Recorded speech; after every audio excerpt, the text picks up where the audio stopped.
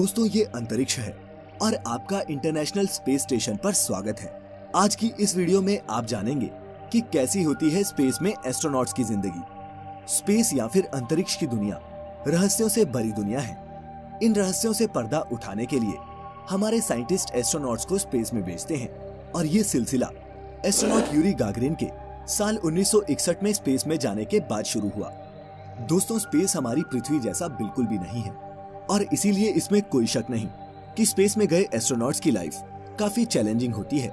वहाँ ना कोई एटमॉस्फेयर है और ना ही सांस लेने को ऑक्सीजन। ग्रेविटी बिल्कुल जीरो और ठंड इतनी कि सहन ना हो पाए। एस्ट्रोनॉट्स अपने स्पेशल सूट्स में ही अंतरिक्ष में जाते हैं, लेकिन क्या ये सूट पहनकर इनकी सारी प्रॉब्लम्स सॉल्व हो जाती हैं? वो क्या क्या चैलेंजेस हैं जो इन एस्ट्रोनॉट्स को स्पेस में फेस करने पड़ते हैं और कैसी होती है इंटरनेशनल स्पेस स्टेशन पर इनकी जिंदगी? ऐसे ही कई सवालों के जवाब लेकर हाजिर हैं हम द मिस्टिका लैंड पर आज की इस वीडियो में।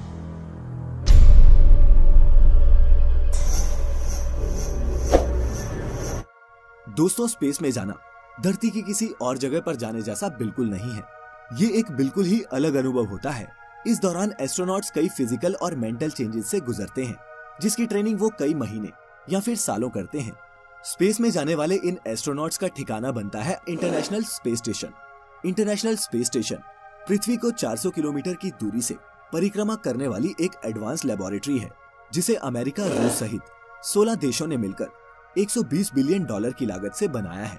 पृथ्वी से जाने वाला कोई भी विमान ISS से जाकर मिल सकता है। एस्ट्रोनॉट्स या तो अपने शिप में या फिर इस स्पेस स्टेशन में रहकर ही स्पेस का अध्ययन करते हैं।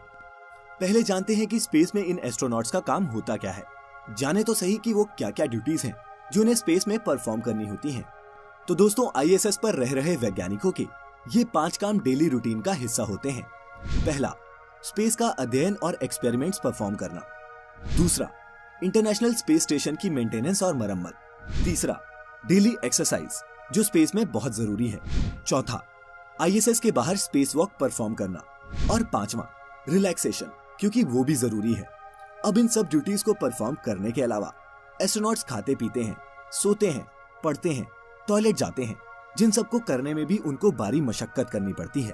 पहला तो स्पेस में पहुंचते ही एस्ट्रोनॉट्स की बॉडी में इंटरनल चेंजेस होना शुरू हो जाते हैं। सबसे बड़ा चैलेंज स्पेस में अगर कोई चीज पेश करती है तो वो है ग्रेविटी। धरती पर तो ग्रेविटी की वजह से हमारे पैर जमीन पर रहते हैं, लेकिन स्पेस में ऐसा नहीं होता। वहां पर आपकी बॉडी वेटलेस हो जाती है और फ्लोट करने लगती है, जिसकी वजह से रूटीन काम जैसे नहाना और ब्रश करना, इन कामों में भी काफी मुश्किलें आती हैं। स्पेस में गए एस्ट्रोनॉट्स को हड्डियों और मसल लॉस की भी बहुत शिकायत रहती है। इससे बचने के लिए इन्हें हर दिन कम से कम 2 घंटे एक्सरसाइज करनी पड़ती है। नासा 3 तरह की मशीनों के जरिए अपने एस्ट्रोनॉट्स को एक्सरसाइज करवाती है। इसमें ट्रेडमिल सबसे इम्पोर्टेंट होती है, क्योंकि स्पेस में ज्यादातर काम एस्ट्रोनॉट्स तैरते हुए ही करते हैं।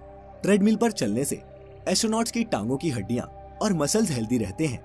पृथ्वी पर हम सभी के लिए एक दिन 24 घंटे का होता है और स्पेस में गए एस्ट्रोनॉट्स भी पृथ्वी की ही तरह 24 घंटे का टाइम फॉलो करते हैं। लेकिन स्पेस स्टेशन की घूमने की तेज रफ्तार की वजह से इन 24 घंटों में ये 16 बार सूर्य को देखते हैं। स्पेस में जाने वाले एस्ट्रोनॉट्स अधिकतर ओमेगा कंपनी की स्पीड मास्टर प्रोफेशनल नाम की रिस्ट वॉच का ही इस्तेमाल करते हैं।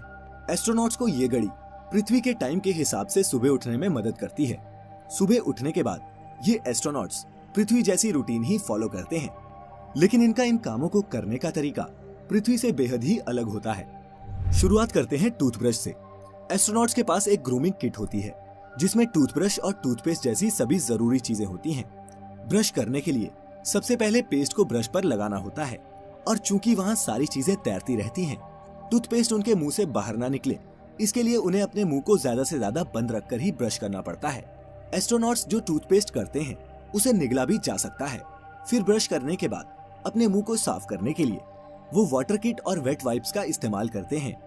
अब बात करते हैं टॉयलेट की। बिना ग्रेविटी वाली जगह में टॉयलेट का इस्तेमाल भी अलग तरीके से होता है।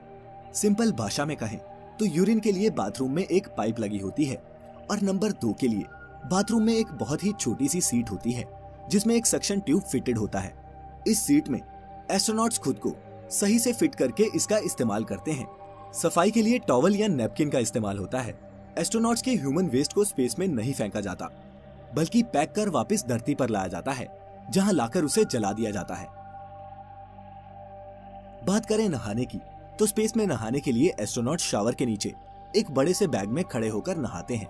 वह पहले शैम्पू को अच्छी तरह से बॉडी पर मलते हैं और इसके बाद वे स्पंज या फिर कपड़े से शैम्पू और पानी पोंछते हैं ताकि वह इधर उधर बिखरे नहीं। शुरुआती स्पेस मिशंस के दौरान एस्ट्रोनॉट्स यूरिन को ओपन स्पेस में फेंक दिया करते थे, लेकिन अब एस्ट्रोनॉट्स का यूरिन भी फिल्टर होकर फिर से स्टेशन के ड्रिंकिंग वाटर सप्लाई में डाल दिया जाता है। स्पेस स्टेशन पर किसी भी चीज को वेस्ट नहीं किया जाता। आखिरकार इसे हफ्ते के 7 दिन और 2400 घंटे इसमें रहने वाले एस्ट्रोनॉट्स को साफ पानी, हवा और पावर प्रोवाइड जो करनी होती है।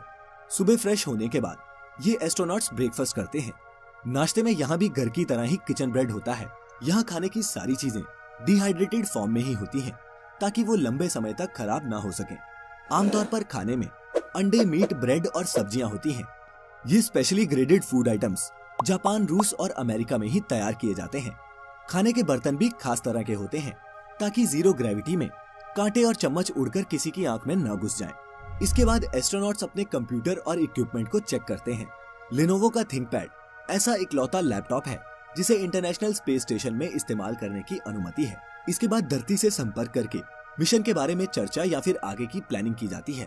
अमेरिका, चीन और रूस ने इतिहास में कई एंटी सैटेलाइट मिसाइल्स छोड़कर कई सैटेलाइट्स को तबाह किया है, जिनका कचरा आज भी अर्थ के ऑर्बिट में घूम रहा है। कई बार मलबे के इन टुकड़ों से आईएसएस को नुकसान भी पहुंचता है। ऐसी सिचुएशंस में स्पेस सूट पहनकर एस्ट्रोनॉट्स स्पेस स्टेशन से बाहर निकलकर इस लैब की मरम्मत करते हैं। जब एस्ट्रोनॉट अपने शिप से बाहर निकलकर ओपन स्पेस में जाते हैं तो उसे स्पेस वॉक कहते हैं। दिन भर के काम और एक्सरसाइज करने के बाद डिनर करके रात 9:30 से 10:30 बजे तक एस्ट्रोनॉट्स अपने अपने स्लीपिंग पॉड्स में जाकर सो जाते हैं और फिर अगले दिन भी वो इसी सेम रूटीन को फॉलो करते हैं। ये पॉड्स कैप्सूल जैसे होते हैं जिसमें एस्ट्रोनॉट्स स्लीपिंग बैग के अंदर आराम से सो सकते हैं। एस्ट्रोनॉट्स इन्हीं पॉड्स में अपनी पर्सनल चीजें, लैपटॉप और किताबें वगैरह रखते हैं। वहीं स्पेसक्राफ्ट में एस्ट्रोनॉट्स खुद को शिप के किनारे बांधकर सोते हैं।